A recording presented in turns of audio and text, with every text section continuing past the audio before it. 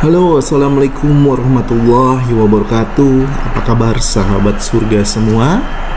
Segala puji bagi Allah Tuhan semesta alam.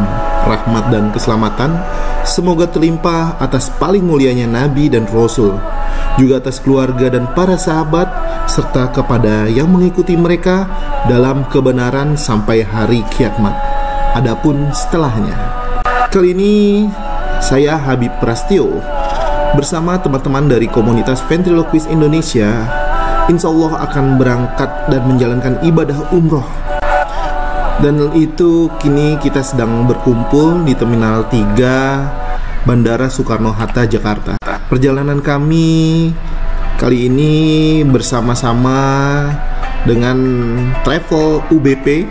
Terima kasih yang selama ini telah membantu perjalanan kami. Baik, teman-teman semua, kali ini aku ingin menceritakan nih bagaimana sih cerita kami dalam melaksanakan ibadah umroh. Semoga perjalanan kami bisa menjadi sebuah inspirasi, menjadi sebuah pelajaran buat teman-teman yang memang sudah meniatkan untuk berangkat umroh. Yakinlah bahwa Allah akan mencukupkan segala keperluan kita bila memang kita sudah meniatkan untuk bisa berangkat umroh. Sesampainya kami di Bandara Suta, kami berkumpul di titik kumpul yang sudah disediakan UBP. Kemudian kita mempersiapkan semua barang-barang kami untuk disatukan untuk persiapan masuk ke dalam pesawat. Dan kali ini kita akan ada proses screening ya, karena satu persatu harus dicek manifestnya sudah benar atau belum. Dan ini proses wajib untuk satu persatu setiap jamaah harus melaporkan. Lihatin, gak bakalan berubah tulisannya, ya. Lihatin lagi gak usah, ya. Dan paspornya pegang baik-baik. Ini adalah tour leader kami, namanya Su Imin.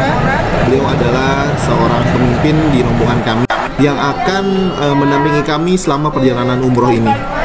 Sehingga teman-teman juga harus mengikuti kemana beliau akan pergi sebagai penanda agar kita semua bisa selalu berjalan bersama. Ini giliran aku nih sekarang lapor ke depan konter pesawat.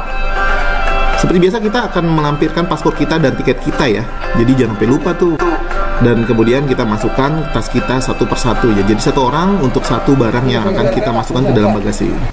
Melansir loh dari alaman resmi kantor imigrasi bahwa paspor yang digunakan untuk ibadah umroh adalah paspor yang biasa dan berlaku secara internasional. Jadi aturan ini memang tertuang dalam Undang-Undang RI Nomor 34 Tahun 2009 tentang penetapan peraturan pemerintah mengganti Undang-Undang Nomor 2 Tahun 2009 tentang perubahan atas Undang-Undang Nomor 13 Tahun 2008 tentang penyelenggaraan ibadah haji. Jadi perubahan ini berupa penggunaan paspor biasa untuk keperluan ibadah umroh yang menggantikan paspor khusus haji yang berlaku sebelumnya.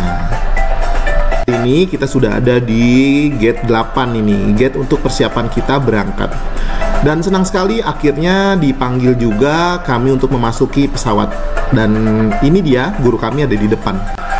Rasanya deg-degan juga ya, bisa ikut naik pesawat untuk berangkat umroh. Dan gimana ya, pasti teman-teman ikut merasakan buat teman-teman yang baru pertama kali umroh.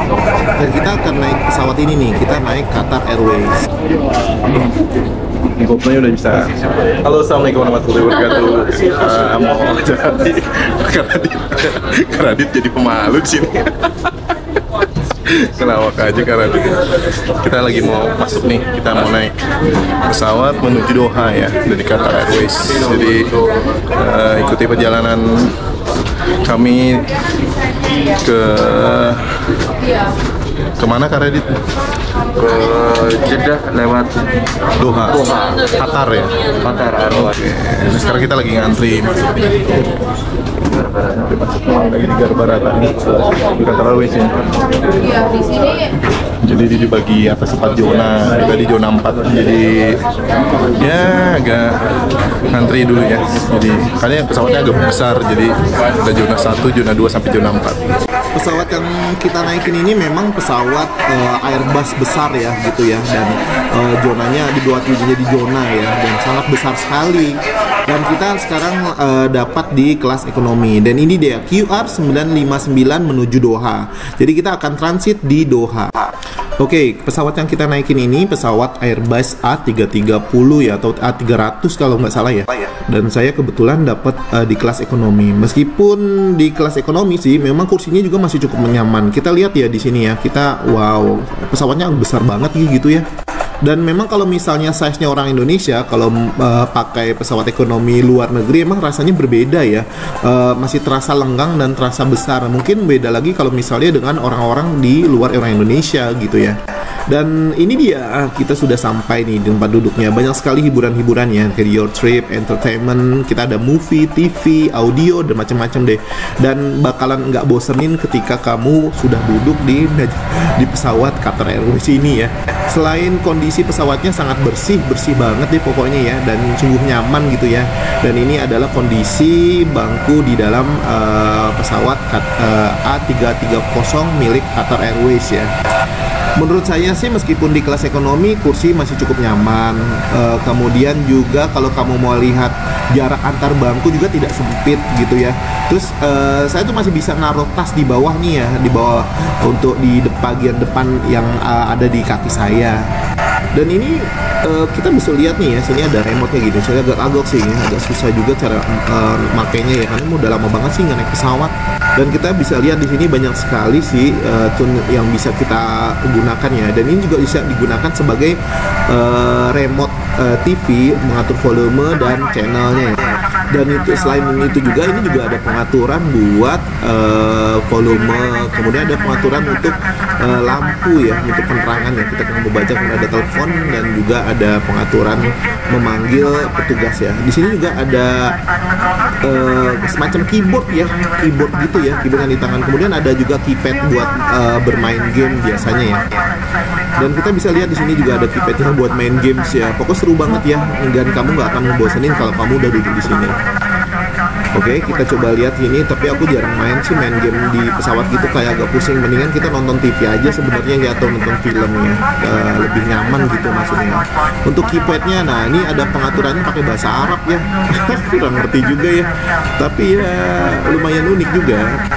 Dan ternyata di baliknya ini juga ada pengertiannya. Jadi sebenarnya ini bisa kamu gunakan dengan cara ditarik dan bisa dimasukkan lagi. Dan ini sebaiknya ditaruh kembali ketika lakukan take off dan landing gitu ya. Dan kamu bisa gesek kartu kredit di sini ya, kredit card ya.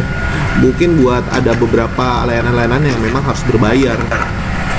Dan gampang sekali, kita mudah gitu ya, masukin lagi dan cetek lagi gitu ya. Apa sih ini kayak. Dan kali ini kita bisa lihat nih ada mejanya yang bisa kita gunakan nanti ketika dalam perjalanan.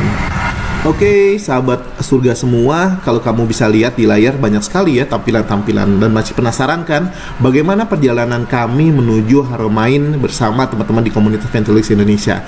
Jangan lupa di part kedua bersama kita di Habib Prastio.